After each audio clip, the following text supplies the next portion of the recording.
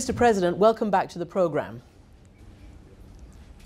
Thank you very much. Good to see you. Things seem quite different than they did last year and the year before.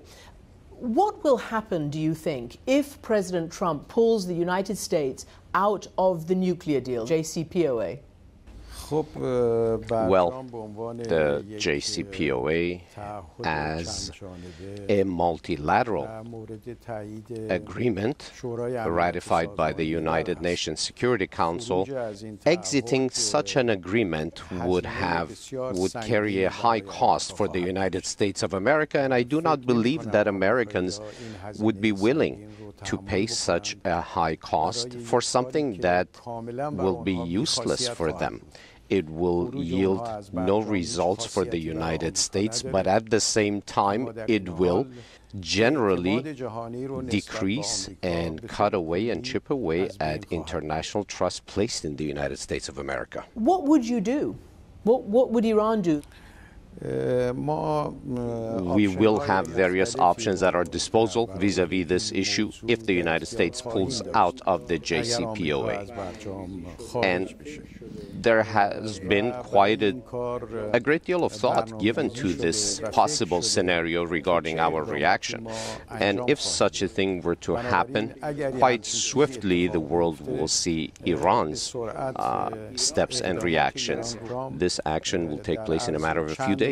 However, given that Mr. Trump's reactions and actions and policies are somewhat unpredictable, we have had long thought and discussions about our reactions.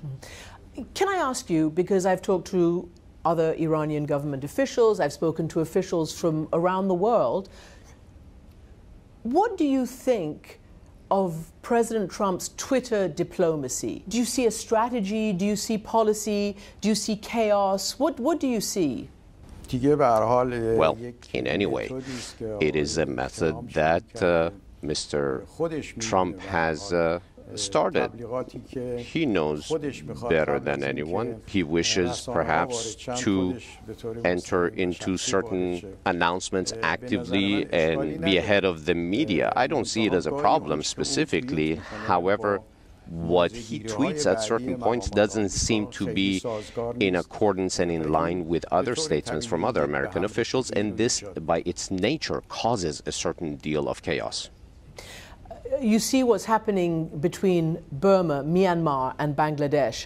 Rakhine State, the Rohingya minority, the Muslims being thrown out of Myanmar.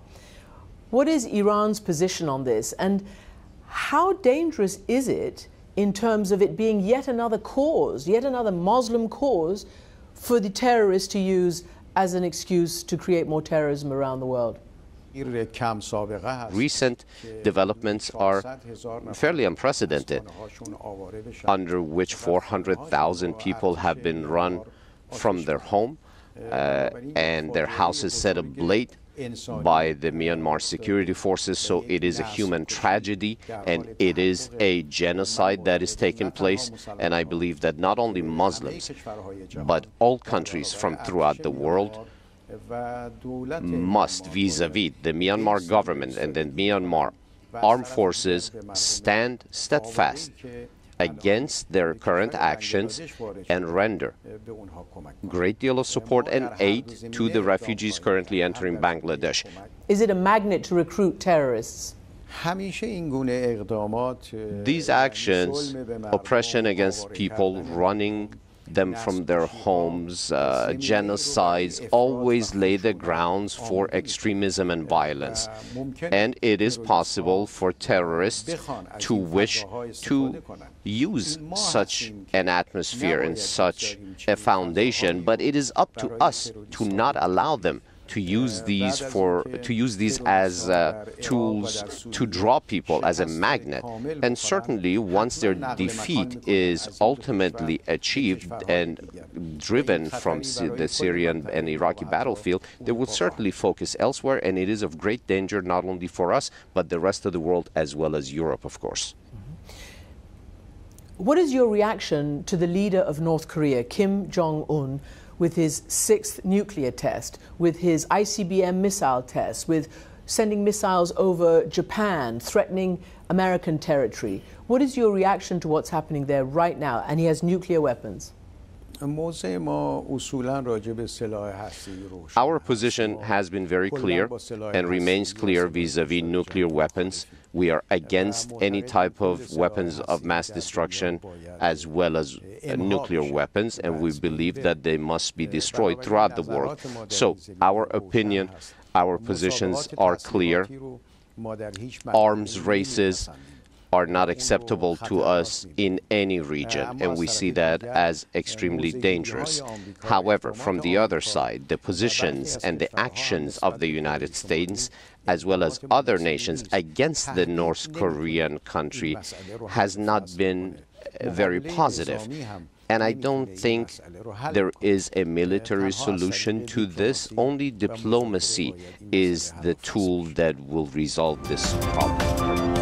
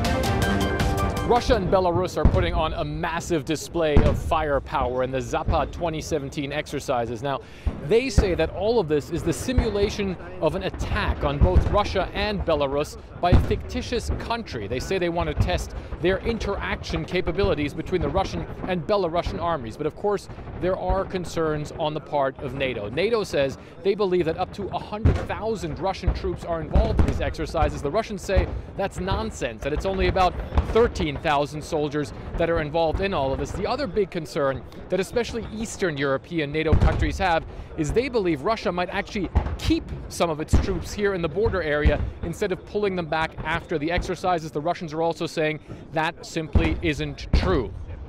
In any case, these are very large exercises. The Russians say that at least 70 aircraft are involved, 250 tanks, and of course, many, many ground troops as well, as they put on this very large exercise here in the western part of Russia and in Belarus, right on the doorsteps of various NATO countries. Fred Pleitkin, CNN, Luga, Russia.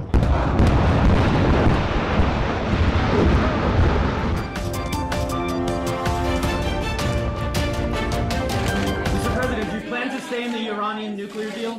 Guys, we're out. Let's go. We'll see very soon. Sorry? You'll be seeing very soon. Thank you. Let's go. I know you hear my voice. Thank you. Come on. Guys, come on. No. Guys. It's great to have Prime Minister Netanyahu with us today, a friend of mine for many years. And it's a real honor, I have to say. We're going to be discussing many things, among them peace between the Palestinians and Israel will be a fantastic achievement, and we are giving it an absolute go. I think there's a good chance that it could happen. Most people would say there's no chance whatsoever. I actually think with the capability of Bibi and, frankly, the other side, I really think we have a chance. I think Israel would like to see it, and I think the Palestinians would like to see it. And I can tell you that the Trump administration would like to see it.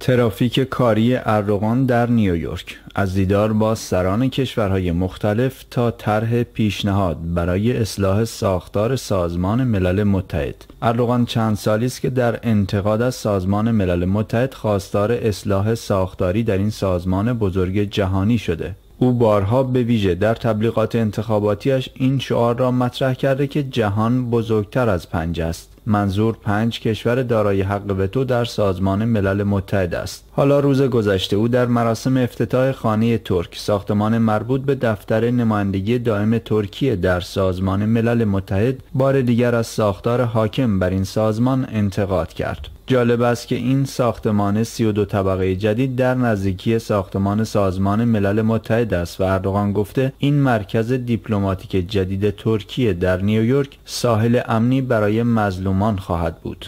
اردوغان در جریان سفر به نیویورک همچنین با ینس استولنبرگ دبیر کل ناتو دیدار کرده. این گفتگو البته پشت درهای بسته و به دور از تیررس خبرنگاران و به مدت 40 دقیقه صورت گرفت. اما هرچقدر به زمان همه‌پرسی در اقلیم کردستان عراق نزدیکتر می‌شویم، تب و تاب‌ها در ترکیه هم بیشتر می‌شود. برای ترکیه این همه‌پرسی بسیار مهم و حیاتی و به نوعی مرتبط با حیثیت ملی این کشور است. اگرچه مقامات این کشور به دور از ادبیات روزنامه نگاری از واژه امنیت ملی استفاده می کنند. ملیگرایان ترک در شهرهای این کشور تجمعهای اعتراضی برپا کردند و صریحاً از دولت خود خواستند دست به اقدامات عملی بزند. آنها حتی گزینه نظامی را نفی نمی کنند. دولت ترکیه هم بارها اعلام کرده در این زمینه دست بسته نخواهد بود و اگر این همه پرسی برگزار شود هر اقدامی که لازم باشد صورت خواهد داد.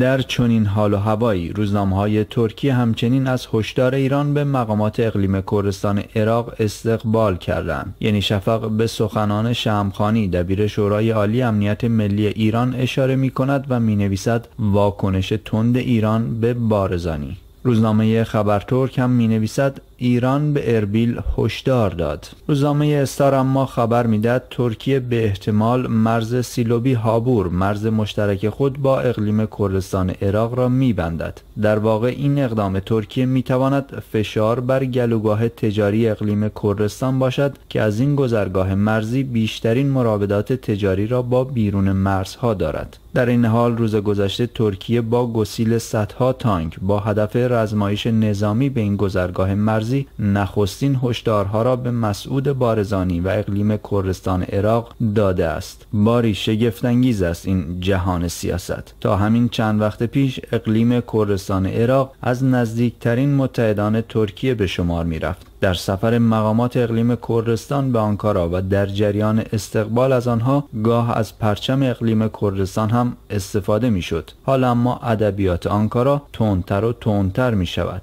روزنامه یعنی شفق با تیتر درشت می نویسد تانک ها به راه افتادند. همین دیروز هم بینالی ییلدریم نخست وزیر ترکیه گفت کسانی که در سوریه و عراق خیال خام در سر پرورانده و در پی ایجاد دولت ساختگی هستند این را بدانند که هر اقدامی که در داخل و خارج کشور امنیت ملی ما را به خطر بیندازد با پاسخ لازم روبرو خواهد شد.